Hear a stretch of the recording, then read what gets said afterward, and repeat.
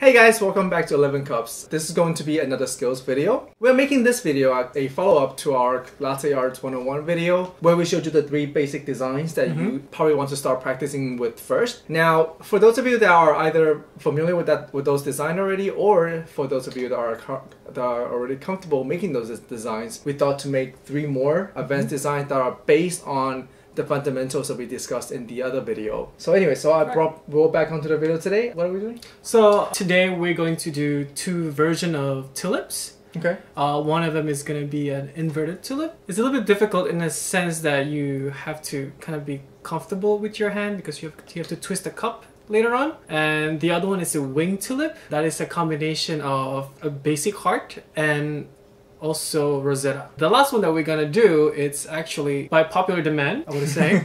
A lot of people are always searching for this style. It's a swan design. So for the purpose of this exercise, I would say, I would definitely get a cheaper coffee beans. This way you wouldn't waste your good coffee. What I would do also is I would split your regular shot.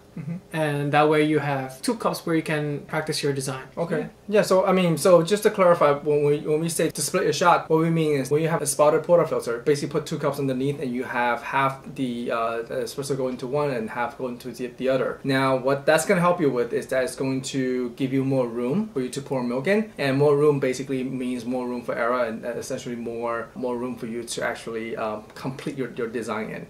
Yeah. So anyways, no problem. So anyways, without further ado, I think we're going to switch to the other setup and let's show you those 3 pours. Great, let's go.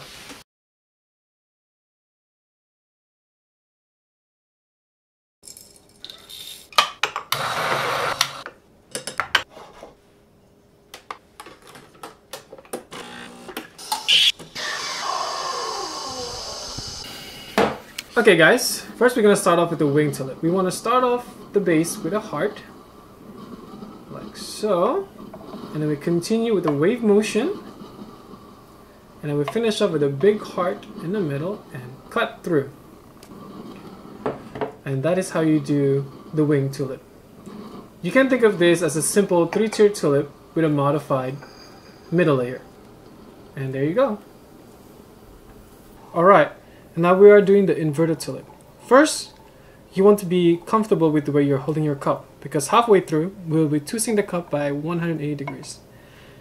Now we're starting off with the 2 layers as a base, but you don't want to be too close to the middle, like so. Now twist your cup,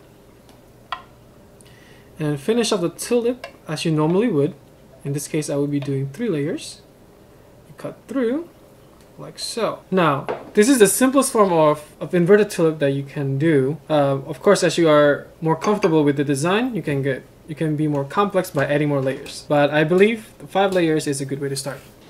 Alright, and now we're going to do the 3rd design, which is the swan. We first start off with a heart as the base.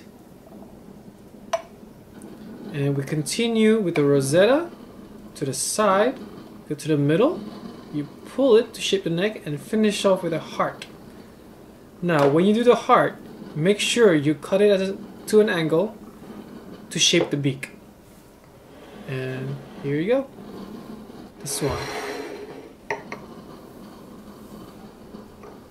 Alright, I hope you guys find this video to be helpful with those 3 different designs, and I really appreciate Will being here to help me explain this. The last thing that I'm going to touch upon is really just the different pictures. So I got some new pictures recently. I've been trying to feel out, I guess, the different styles between all of the pictures and what kind of design that they are better for. Just to give a really quick, I guess, like a first impression summary. Usually the narrower spouts are better if you're looking to do more intricate pours. Yes. And the bigger spouts are good for bigger designs. Now, one thing that I noticed recently after trying these pictures is that no matter what it is, for all of those designs, no matter simple or complicated, you want to really pour slowly. If you're finding difficulty completing those designs, or you're just not finding them to be as attractive or as nice as you think they should be, slow your pours. I think that has really helped me recently. Would you agree? I agree. Yeah, actually when I first started working in a coffee shop, and I had a really hard time just trying to do different design, and what helped me through is actually trying to pour slowly and I would actually suggest you to do the same if you're ever having some trouble. Okay. Yeah. All right. So again, I really hope that you guys find the tips that we're trying to show you to be helpful. If you have not subscribed to our channel yet, make sure you click that subscribe button, and of course, like and share this video with anyone that you think would find this video to be helpful. As usual, if you have any questions or any suggestions that you want to share with us, please feel free to leave it in the comment section down below. And for this episode, we'll just say goodbye, and we'll see you in the next one. Bye. Bye.